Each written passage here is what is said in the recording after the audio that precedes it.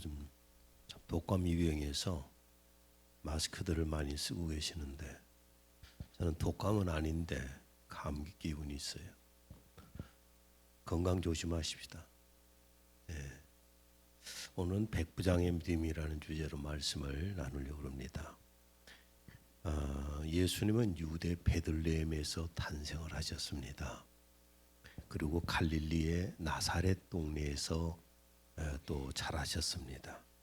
그리고 청년기에는 갈릴리 호숫가인 가버나움에서 사시면서 또 사역을 시작을 하셨습니다. 마가복음 2장 1절 며칠 후에 주께서 다시 가버나움으로 들어가셨는데 주께서 집에 계시다는 소문이 들린지라. 가버나움에가 주님의 집이 있었습니다. 누가복음 4장을 읽어보면은 이 가버나움에서 본인이 살았던 가버나움에서 많은 능력들을 행하셨습니다. 열병에 걸려서 알아 누워있던 베드로의 장모를 그 자리에서 안수해서 낫게도 하시고 또 그리고 의사 누가가 증언한 것을 보면은 수많은 귀신들을 쫓아내고 병을 고치셨다고 했습니다. 누가복음 4장 40절에서 41절. 해질 무렵에 사람들이 온갖 병자들을 데리고 나아오매 예수께서 일일이 그 위에 손을 얹으사 고치시니 여러 사람에게서 귀신들이 나가며 소리질러 현장에서 귀신들이 쫓겨나가면서 병자가 나았고 이런 놀라운 이적들이 많이 나타난 곳이 가버나움이었습니다. 그런데 이렇게 많은 능력을 가버나움에서 행하셨는데도 회개하고 예수님을 따라오는 사람이 많지를 않았어요. 마태복음 11장 20절 23절 그 주께서는 자기가 권능을 가장 많이 행하신 성읍들이 회개하지 아니하므로 책망하기 시작하시더라. 가버나움아 하늘까지 높아진 너는 지옥까지 낮아지리라. 너에게 행하였던 권능을 소돔에서 행하였더라면 그 성읍이 오늘까지 남아 있었으리라. 예수님이 나사렛에서 사셨기 때문에 나사렛 동네에서 능력을 행하셔도 사람들은 예수님을 하나님의 아들이라고 믿질 않았고 가버나움에서 예수님이 청년 시기를 사셨기 때문에 거기에서 능력을 행하셔도 사람들은 예수님을 하나님의 아들로 보질 않았습니다. 그냥 똑같은 사람으로만 봤던 겁니다. 그래서 회개하고 예수님 앞에 나오는 사람이 많지를 않았어요. 그래서 이렇게 가버나움은 주님으로부터 엄청나게 책망을 받았던 지역입니다. 그런데 이 가버나움에서 큰 믿음의 사람이 나왔습니다. 이 큰 믿음의 사람은 왕의 신하인 노마의 군대의 백부장이었어요. 그러니까 노마 이스라엘 민족 가운데가 아니라 이방인 가운데서 가장 큰 믿음의 사람이 나오게 됩니다. 당시 이스라엘은 노마의 식민지 국가였습니다. 그렇기 때문에 노마의 군사 권세는 대단했습니다. 노마의 군인들은 식민지 국가의 국민을 사람 취급을 안 할 정도로 그렇게 굉장한 권세를 가지고 있었습니다. 그런데 이 백부장은 이방인이면서도 식민지 백성들 속에서 존경을 받는 사람이었습니다. 존경을 받는다. 일제시대 때에 우리 한국 사람들에게 존경을 받는 일본인과 같다 그 말이에요. 일본인 군인, 높은 계급의 군인 이런 사람이 얼마나 있었는지는 모르겠습니다. 우리나라에는 4절에서 5절 그들은 그 백부장이 훌륭한 사람이라는 것을 예수께 누누이 설명하였다. 선생님의 은혜를 받을 사람이 있다면 바로 그 사람입니다. 그는 유대인을 사랑할 뿐 아니라 우리를 위하여 회당도 지어 주었습니다. 이렇게 이스라엘 백성들에게 그것도 해당의 장로들에게 존경을 받을 정도로 굉장한 좋은 역할을 했던 사람이 이 백부장이었습니다. 이 백부장은 마치 고넬료와 같은 백부장입니다. 사도행전 10장 1절에서 2절 가이사라에 고넬료라 하는 사람이 있으니 이달리아 부데라 하는 군대의 백부장이라. 그가 경건하여 온 집안과 더불어 하나님을 경외하며 백성을 많이 구제하고 하나님께 항상 기도하더니. 우리 신앙이라고 하는 것은 사람들이 좀 착각하는 경우가 있어요. 하나님 앞에만 잘하면 신앙생활을 잘하는 걸로 이렇게 생각하는 경우가 굉장히 많습니다. 근데 정말 하나님 앞에 잘하는 사람이라면 사람들에게도 칭송을 받게 되어 있습니다. 왜냐하면은 하나님을 향한 신품과 인간을 향한 인품이 같이 성장을 해요. 그래서 이 노마 백부장이나 아니면 고넬료나 이런 사람들은 그 당시에 자신들이 지배하는 식민 국가의 국민들에게 굉장히 칭송을, 존경을 받던 사람이었다는 겁니다. 여러분, 권력자가 권력을 남용하지 않고 식민지 백성들을 사랑하고 그 식민지 백성들의 필요를 도왔다는 것은 본래 이 사람의 인성이 좋았던 거예요. 그러니까 우리가 어려서부터 인성을 잘 성장을 해야만이 커서도 그 인성이 드러나는 거잖아요. 잠언서 11장 24절에서 25절. 인색하지 않고 베풀기 좋아하는 사람은 날이 갈수록 잘 살겠지만 조그만 것이라도 남주기 아까워하면 쪽박차기 십상이다. 덕이 있어야 복을 받고 남에게 베푸는 것을 좋아해야 배고플 일이 없다.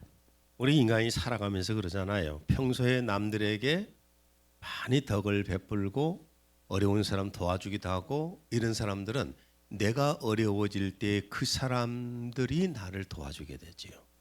그래서 어려움을 극복하게 되지요.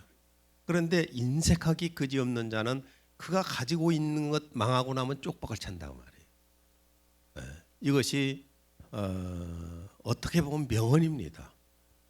그러니까 오늘 이 본문의 이 백부장은 자신이 권력을 가지고 있으면서도 식민지 국가의 그 국민들을 사랑했고 그들의 어려움을 도와줬고, 이런 것들이 결국은 자신에게 돌아온 겁니다. 자기가 어려웠을 때에 백부장이 신뢰하고 사랑하는 종 부관이 중풍병에 걸려서 죽어가고 있었습니다. 2절. 어떤 백부장의 사랑하는 종이 병들어 죽게 되었더니. 마태복음 8장 6절에도 읽어보십시오. 주여, 내 하인이 중풍병으로 집에 누워 몹시 괴로워하나이다. 중풍병이라고 했잖아요. 심한 중풍병으로 쓰러져서 죽어가고 있었어요. 자기가 너무너무 사랑하고 또한 자기 옆에 꼭 있어야 할 이 부관이 이렇게 죽어갑니다. 그런데 그 능력을 행하시는 예수님에 대한 소문을 평소에 듣고 있었죠. 평소에 듣고 있다가 예수님에게 도움을 받으려고 간청을 합니다. 그래서 가버나움 해당의 유대인 장로들에게 몇 사람이 예수님을 찾아갑니다. 그 장로들이 와서 백부장의 소원을 들어주셔야 할 합당한 당위성을 주장합니다. 5절. 그가 우리 민족을 사랑하고 또한 우리를 위하여 회당을 지었나이다. 우리가 예수님 앞에 어떤 도움을 요청할 때에도 그렇잖아요. 주님, 히스기야 왕처럼 제가 이렇게 해왔잖아요. 제가 이렇게 해왔는데 저를 좀 도와주세요. 이렇게 구할 수가 있는데, 그냥 주님을 위해서는 하나도 해보지도 않는 사람들이 갑자기 어려움 닥칠 때만 구하면은 주님이 그렇게 기뻐하시지는 않을 것 같아요. 그래서 가버나움 이 해당의 장로들이 예수님에게 찾아오셔서 백부장의 종의 병을 고쳐주시는 것이 합당합니다 라고 주장을 합니다. 그가 우리 민족을 위해서 또 우리를 위해서 그렇게 노력을 많이 해왔는데 주님 좀 선처 좀 베풀어 주시면 좋겠습니다 라고 와서 간청을 했습니다. 그래서 예수님께서 백부장의 종을 고쳐주시려고 그 집으로 가십니다. 가버나움에 저희들 이렇게 가봤는데 뭐 큰 도시가 아니에요. 작아요. 작으니까 지금 먼 거리에서 이렇게 행해진 것이 아니라 가장 가까운 동네에서 이런 일이라고 보시면 됩니다. 백부장의 집 가까이 아마 문 앞에 이렇게 갔을 때에 다시 백부장이 사람들을 보냅니다. 6절. 예수께서 함께 가실새 이에 그 집이 멀지 아니하여 백부장이 벗들을 보내어 이르되 주여 수고하시지 마옵소서 내 집에 들어오심을 나는 감당하지 못하겠나이다. 백부장이 직접 와서 예수님 앞에 간청을 하고 부탁을 하질 않고 사람을 유대인들을 그 장로들을 보낸 이유를 말합니다. 7절 나는 내 자신이 주 앞에 나아가는 것도 합당치 못하다고 생각하였나이다. 저는 선생님을 저희 집에 오시게 해서 만나 배울 만한 자격이 없는 사람입니다. 저는 예수님을 만나서 대면할 만한 자격이 없습니다. 그래서 제가 사람들을 시켜서 부탁을 한 겁니다. 이렇게 말하면 자, 뭐 세상적으로 한번 봐보세요. 로마의 이스라엘을 식민하고 있는 그 국가의 백부장이라고 하는 권력 있는 사람이 식민지 국가에 저 예수라고 하는 젊은 사람 정도는 오라고 명령하면 바로 즉각 올 것이라고 생각하지 했을까요, 안 했을까요? 당연히 했지요. 아무리 뭐 놀라운 능력을 행하고 그런다 할지라도 그 백부장 눈에서 세상적으로 본다면은 하찮은 사람에 불과하잖아요. 오라면 바로 즉각 달려와야지요. 그런 위치에 있는 사람이 예수님 앞에 와서 하는 말이 뭐냐? 예수님께 하는 말이 뭐냐면은 저는 주님이 우리 집에 들어오신 것도 감당하지 못하겠습니다. 제가 주님을 직접 대면하는 것도 감당할 수가 없기 때문에 다른 사람을 보내서 와 주십사 했던 것입니다. 이렇게 말하는 겁니다. 이것은 영적 권위를 알아보고 있는 거예요. 여러분, 영적 권위를 알아보는 사람은 복 있는 사람이에요. 선지자들이 옛날에 고향에서는 존경을 못 받았잖아요. 영적 권위를 못 받거든요. 인정을 못 받아요. 왜냐하면 다 어렸을 때부터 자랄 때 봤던 사람들이기 때문에 그런 사람이라서 뭐 영적 권위를 전혀 보지를 못하지요. 그래서 영적 권위를 인정할 수 있는 사람은 복받은 사람인 것입니다. 열왕기하 5장에 보면 우리가 너무 잘 아는 아람 군대의 총사령관인 나만 이야기가 나옵니다. 이 나만은 큰 권력을 가졌었고 엄청난 부자였지만은 불행하게도 몹쓸 병인 나병에 걸려서 삶 자체가 어둡게 살았습니다. 여러분, 아무리 권력을 많이 갖고 아무리 돈을 많이 가졌다 할지라도 나병이 걸렸는데 문둥병인데 삶이 어둡지요. 권력이 뭔 필요 있습니까? 돈이 무슨 필요 있습니까? 그런데 그에게 들려온 소식은 저 이스라엘에 엘리사라고 하는 선지자가 있는데 그를 만나면 나병을 고칠 수 있다. 이 말을 듣게 됩니다.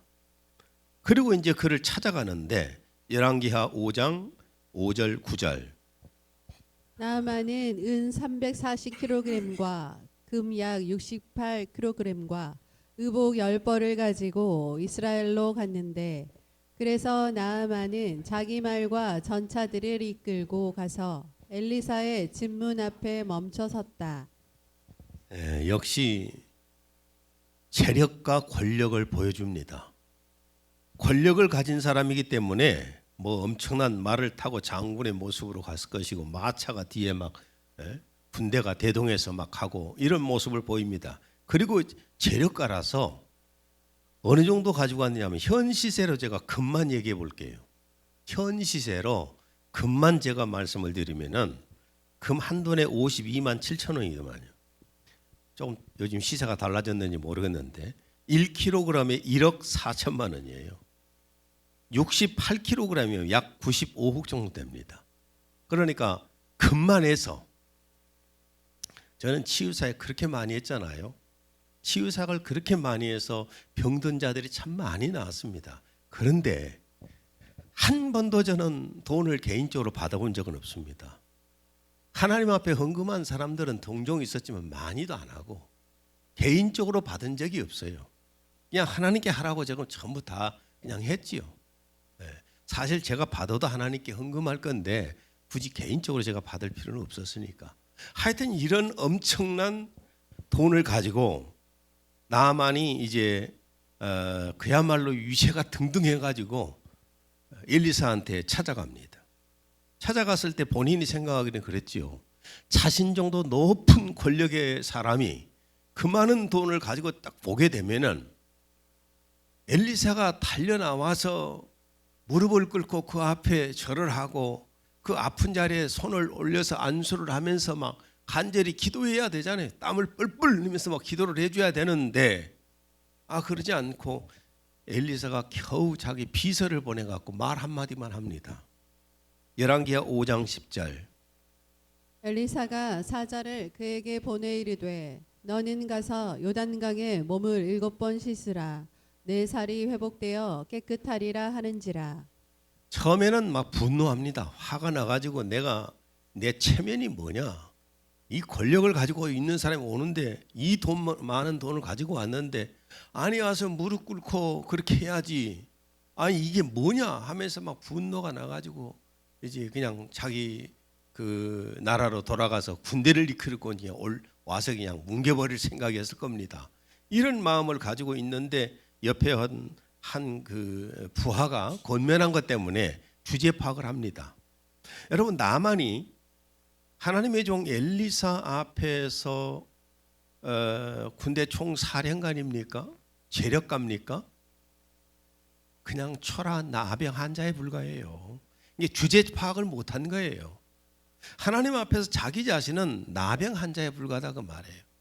그래서 아무리 높은 세상적인 지위를 가졌고 엄청난 돈을 가지고 있었지만은 그냥 엘리사 앞에 왔을 때 하나님의 종 앞에 왔을 때에 초라한 나병 환자 그런 모습이었다는 것을 나중에서 파악을 합니다. 그래서 그 말씀에 순종을 하는데 열왕기하 5장 14절. 나만이 이에 내려가서 하나님의 사람의 말대로 요단강에 7번 몸을 잠그니 그의 살이 어린아이의 살같이 회복되어 깨끗하게 되었더라. 하나님 앞에서 세상의 계급도 세상의 부도 화려함도 다 벗고 나니까 말씀을 순종할 수 있었잖아요. 순종했더니만 그 문둥병에서 해방된 거예요. 여기서 우리가 영적인 권위를 알 수 있어야 됩니다. 그러니까 이 백부장은 권력 국가에서 높은 권력 위치에 있는 사람이 식민지 국가의 백성 아무것도 아닌 그 백성에게 와라 가라 막 하고 아니면은 칼로 그냥 죽일 수도 있는 그런 권리가 가지고 있잖아요. 권세를. 그런데 그것을 쓰지 않고 오히려 영적인 권위를 받기 때문에 제가 주님 앞에 직접 대면할 수 있는 자격도 안 되고 주님이 직접 우리 집에 오시면은 제가 맞이할 수 있는 그런 위치도 안 됩니다. 하찮은 존재에 저는 불과합니다. 이런 말이죠. 이렇게 했을 때에 주님이 그 믿음을 얼마나 크게 보셨겠어요. 예수님이 집에 오셔서 안수하지 않고 어떻게 해달라고 부탁을 했습니까? 7절. 나는 내 자신이 주 앞에 나아가는 것도 합당치 못하다고 생각하였나이다. 그러므로 한 말씀만 하옵소서. 그러면 내 종이 나을 것이옵니다. 그냥 오시지 말고 집 밖에서 나라고 말씀 한마디만 하십시오. 한마디만 하시면 내 종이 깨끗하게 낫겠습니다. 이게 주님의 말씀의 권위를 100% 믿었던 겁니다. 8절. 나도 남의 지휘 아래 있고 내 수하에도 병사들이 있어서 내가 이 사람더러 가라 하면 가고 저 사람더러 오라 하면 오나이다. 또 내 종더러 이것을 하라 하면 그렇게 하나이다. 군대의 계급의 그 어떤 지휘권에서의 통제나 이런 명령이나 이런 것들을 지금 본인이 잘 알고 있잖아요. 주님은 하나님의 아들이십니다. 주님이 말씀만 하시면은 주님 옆에 있는 천사들이 와서 고쳐주시든지 말씀의 권위가 있기 때문에 한마디만 하시면 그 말씀에 의해서 고침을 받든지 하실 겁니다. 제 밑에도 부하들이 있는데 제가 하라고 하면 바로 움직입니다. 지금 조하연이가 3주째인가? 네, 3주째인가 지금 ROTC 훈련받고 있으면 뺑뺑이 돌고 있을 텐데 제 집에서는 큰 소리 빵빵 치고 있지만 거기 가고 한마디 토달았다는 바로 그냥 얼차려 들어가지. 그러잖아. 이 추운데 위에서 명령을 하면 명령에 따라야 되잖아요. 주님이 하나님의 아들이라는 것을 알았던 겁니다. 그래서 주님이 말씀만 한마디 하시면은 천사들이 움직이시든지 천사들이 움직이든지 주님의 말씀에 권위가 있어서 그 말씀 때문에 고침을 받든지 말씀만 하십시오. 우리 집에 오실 필요도 없습니다. 보통은 직접 안수를 해줘도 병이 나을 것을 믿지 못합니다. 잘 안 믿어요. 그래서 믿음이 생길 때까지 몇 번을 안수해 주기도 하고 그래도 안 믿어지는 경우도 있어요. 근데 어떤 분들은 혼자서 기도하다 또 병난 경우가 있어요.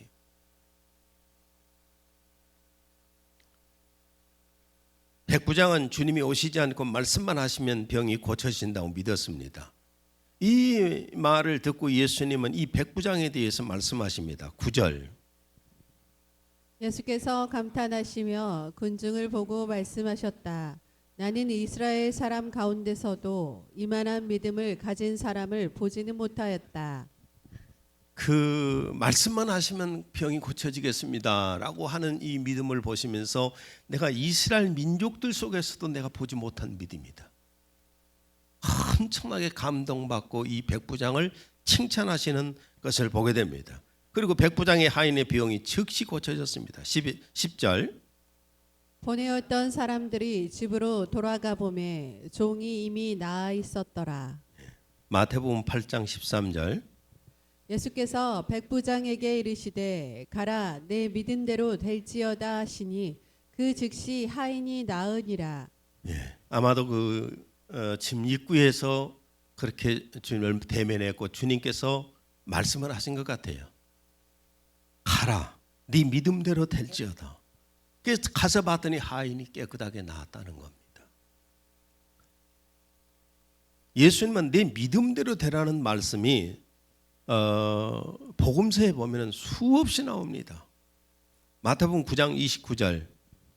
예수께서 그들의 눈을 만지시며 이르시되 너희 믿음대로 되라. 신앙이라고 하는 것은 자기 믿음만큼 되는 겁니다. 오늘 우리 이 현대 기독교에서는 설교를 할 때에 회개에 대한 설교를 못합니다. 책망하고 회개 설교하면은 교회를 떠나버려요. 그리고 헌금 설교를 못합니다. 떠나버려요. 왜 그런 줄 아세요? 믿음이 안 되니까. 신앙은 믿음만큼 하는 거거든요. 작은 믿음만큼 하는 겁니다. 오늘 제가 자기의 믿음을 스스로 테스트해 볼 수 있는 기회를 드리겠습니다. 자기 믿음의 테스트를 한번 스스로 해보십시오. 예배에 대한 열정이 있는가? 이런 예배는 사랑하는 하나님을 만나고 성도들을 만나는 시간입니다. 히브리서 10장 25절. 어떤 사람들처럼 교회에 모이는 일을 게을리 해서는 안 됩니다. 주께서 다시 오실 날이 가까워옵니다. 더욱 서로 격려하고 충고합시다. 이게 무슨 말씀이에요? 예배는 사랑하는 하나님을 만나고 성도들을 만나는 시간인데 그 예배를 별로 오고 싶은 마음이 없어요. 열정이 없어. 그 말은 하나님을 사랑하지 않는다는 얘기잖아요. 그 다음에 매일 하나님 앞에 기도를 하는가? 하나님을 정말 믿는다면, 하나님이 기도에 응답을 주신다고 믿는다면 기도하지 않을 사람이 어디 있습니까? 에베소 6장 18절. 모든 기도와 간구를 하되 항상 성령 안에서 기도하고 이를 위하여 깨어 구하기를 항상 힘쓰며 여러 성도를 위하여 구하라. 하나님을 믿고 기도의 응답을 주신다고 믿는 사람이 기도 안 할 수는 없는 거지요. 그 다음에 주님의 명령에 순종을 한다면은 전도를 안 할 사람은 없습니다. 본인이 몇 명이나 전도를 했는가 한번 생각해 볼 필요가 있어요. 야고보서 5장 20절. 너희가 알 것은 죄인을 미혹된 길에서 돌아서게 하는 자가 그의 영혼을 사망에서 구원할 것이며 허다한 죄를 덮을 것임이라. 나의 삶을 보고 다른 사람들이 하나님 앞에 얼마나 영광을 돌리고 있는가도 한번 자기 스스로 생각해 보십시오. 고린도전서 10장 31절. 너희가 먹든지 마시든지 무엇을 하든지 다 하나님의 영광을 위하여 하라. 이것이 바로 신앙의 테스트입니다. 자기 스스로 내 믿음이 어느 정도 되는가 하는 것을 한번 측정해 볼 필요가 있는 거예요. 그리고 가장 기본적인 거, 신앙의 첫 번째 테스트가 뭔 줄 아십니까? 11조입니다. 여러분 11조는 의무예요. 이건 자원이 아닙니다. 모든 다른 헌금들은 우리가 감사해서 하나님 앞에 드릴 수 있잖아요. 감사해서 많이 감사를 느낀 사람은 많이 드릴 것이고 감사를 적게 느낀 사람은 적게 하나님께 드릴 것이고 이거는 자원이지요. 그러나 여러분 11조라고 하는 것은 절대로 자원이 아닙니다. 의무입니다. 말라기 3장 10절 만군의 주가 말하노니 너희는 모든 11조를 창고에 들여와 내 집에 식량이 있게 하라. 내 집은 교회지요. 그 다음에 누가복음 11장 42절 10분의 1을 바치는 일도 소홀히 해서는 안 되지만 이것도 실천해야 하지 않겠느냐. 주님이 하시는 말씀이 10분의 1도 드려야 된다고 말씀을 하시는 겁니다. 물론 우리 교회는 대부분 11조 생활을 합니다.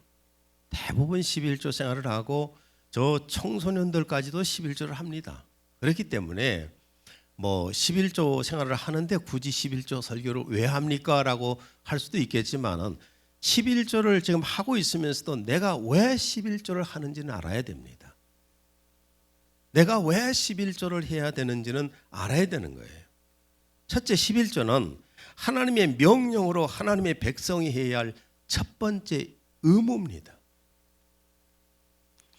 모든 다른 헌금은 자원에서 우리가 낙헌금으로 드리지만은 11조는 달라요. 11조는 자원하는 헌금이 아니라 하나님의 백성이 해야 할 의무의 강제 집행이에요. 예를 들어서 한번 말씀을 드려볼게요.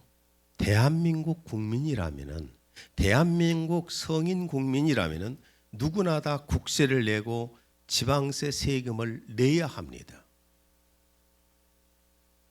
소득세, 토지세, 상속세, 증여세, 부가가치세, 교육세, 뭐 취득세, 주민세, 재산세 수없이 많아요. 등등등등등. 대한민국 헌법 제38조에는 모든 국민은 법률이 정하는 바에 의하여 납세 의무를 진다 그랬습니다.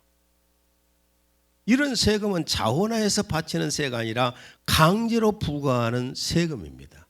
물론 수입이 적으면 재산세 조금 내는 사람도 있겠지만은 어떤 사람은요 수십억, 수백억씩 이상을 내는 사람들도 있지 않습니까? 대한민국 국민이라면 세금을 내야 될까요? 안 내야 될까요? 세금을 내지 않는 탈세자는 어떤 범죄자일까요? 조세포탈범입니다. 따라서 해보세요. 조세포탈범. 최근 국세청에서는 조세포탈범 명단을 공개를 했더라고요. 인터넷에 제가 찾아봤더니 조세포탈범 1위는 서울 영등포구 거주자인 김모 씨로 이름은 제가 안 밝힐랍니다. 포탈 세액이 231억 원이에요. 잡혀가지고 1억 징역 1년 6개월, 벌금 119억 처벌을 받았습니다. 시원하지요? 표정들이 시원한 표정들이에요. 2위는 경기 성남의 거주자인 이모 씨로 포탈 세액 223억 원이에요. 징역 3년에 벌금 120억 원을 받았습니다. 41명의 조세 포탈범의 총 세액 합계액은 약 1,330억 원입니다. 그거 좀 내놓으면은 여러 사람들에게 혜택들이 좀 많이 갈 텐데 이 조세 이 포탈범 때문에 지금 혜택들이 많이 안 갔어요. 뉴스에 보면은 국세청에서 강제로 집에 들어가 조사했는데 가서 보면 그 금고를 열면 금고 안에가 막 금괴가 엄청나게 많이 나오고 5만 원짜리 지폐가 어마어마하게 막 쌓여 있는 거 여러분 뉴스에서 보시지 않았어요? 어때요? 보기 좋던가요? 잡아다 감옥에 가둬버렸으면 속이 시원하겠지요. 이런 자들은 나라에 바쳐야 할 세금을 도둑질한 조세 포탈범들, 그래서 징역을 받고 벌금을 내고 그럽니다. 하나님의 백성이 하나님께 드려야 할 의무는 11조인 겁니다. 이것이 의무예요. 11조를 탈세하면 뭐가 될까?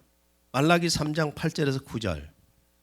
사람이 하나님의 것을 도둑질하겠느냐? 그러나 너희는 내 것을 도둑질하였도다. 그래도 너희는 말하기를 우리가 어떻게 주의 것을 도둑질하였나이까 하니 11조와 재물들이라. 너희가 저주로 저주를 받았으니 이는 너희와 이 온 민족이 나의 것을 도둑질하였음이라.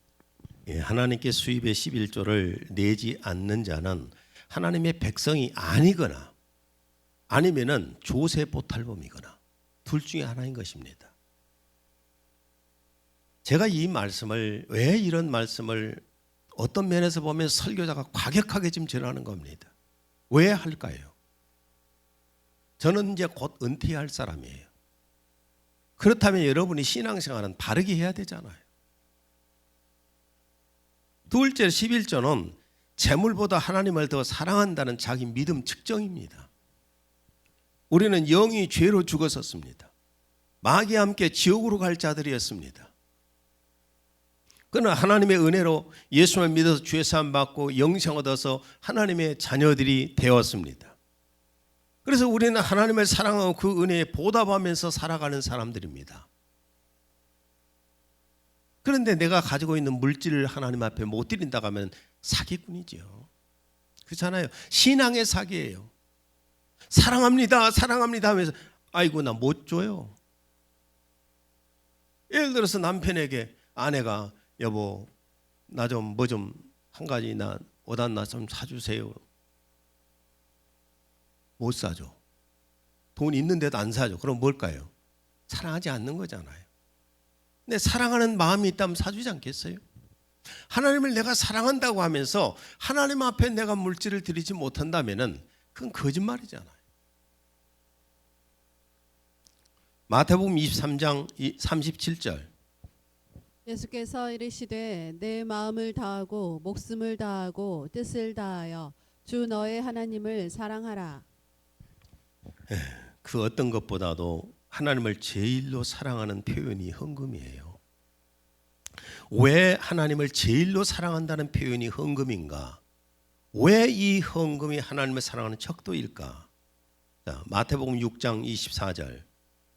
아무도 두 주인을 섬길 수 없나니 이는 그가 한쪽을 미워하고 다른 쪽을 사랑하거나 한쪽을 존중하고 다른 쪽을 업신여기기 때문이라. 너희가 하나님과 재물을 동시에 섬길 수 없느니라. 사람이 가장 많이 희생하고 노력을 하고 열심히 하는 목적이 뭔가요? 돈이에요. 돈. 오직 돈벌이를 위해서 열심히 들어오잖아요. 그 돈을 잡으려고 얼마나 노력합니까? 그게 재물이에요. 그렇기 때문에 이 주님이 하시는 말씀이 네가 하나님과 재물 중에 누구를 어느 쪽을 선택할래? 어느 쪽을 선택할래? 재물을 선택하면 하나님을 이용할 것이고 내가 하나님을 선택하면 재물을 이용할 것입니다. 여러분 스스로 한번 생각해 보세요. 나는 하나님을 이용하는 자인가? 재물을 위해서. 아니면 내가 하나님을 위해서 재물을 이용하는 자인가? 자신의 신앙 측정입니다. 그게. 사람들이 신앙생활을 하다가 무엇 때문에 신앙을 포기하던가요? 마태복음 13장 22절. 가시떨기 사이에 씨가 뿌려졌다는 것은 말씀을 듣기는 하나 이 세상 염려와 재물의 미혹이 말씀을 억눌러 열매를 맺지 못하게 된 사람이라. 가장 신앙을 포기한 그 이유 중에 하나가 뭐냐면은 돈이에요. 돈 때문에 시험 들어서 아니면 돈을 많이 벌어야 되니까 그래서 교회도 못 나오고 신앙생활도 못 하고 또한 교회에서 시험 들고 이러는 겁니다. 마태복음 6장 21절. 내 보물 있는 그곳에는 내 마음도 있느니라. 내 보물이 있는 그곳에는 내 마음도 있느니라. 내가 주님께 마음이 있고 천국에 마음이 있다면은 내 모든 것이 거기에 투자되는 겁니다. 내가 이 땅에서 많이 쌓으면 쌓을수록 내 마음은 멀어져요. 천국과 주님과 멀어지고. 제가 1년 내내 이 설교를 몇 번이나 하겠습니까? 오늘이 마지막이다 생각하고 솔직하게 지금 설교를 하는 겁니다. 여러분은 재물과 하나님과 누가 더 소중하죠? 누가 주인인가요? 하나님이 생각에 돈이 없는 분들은 그렇게 쉽게 말하지요. 돈 있는 분들은 절대 쉽게 그 말 못해요. 집에 돈 쌓아놓은 사람들은 부동산 놔두고 무슨 뭐 통장 놔두고 이런 사람들은 그 대답 쉽게 못합니다. 없으니까 뭐 까짓끔 아멘 할 수 있는데 있으면 대답을 못한다니까요. 마지막으로 11조는 하나님의 보호와 복을 받는 조건입니다. 국가에 탈세하지 않고 세금을 낼 때 국가로부터 보호를 받습니다. 우리가 세금을 제때 내는 사람들은요, 세금 떼먹지 않는 사람들은 국가에서 보호를 하게 되어 있어요. 그래서 뭐 노령연금도 받잖아요. 저도 매월 받습니다. 제 아내도 받습니다. 여기 받는 분들 꽤 있을 거예요. 그동안 세금 안 떼먹고 꼬박꼬박 냈으니까 그거 받는 거예요. 근데 세금을 떼먹었다면 그거 받을 자격이 있어요, 없어요?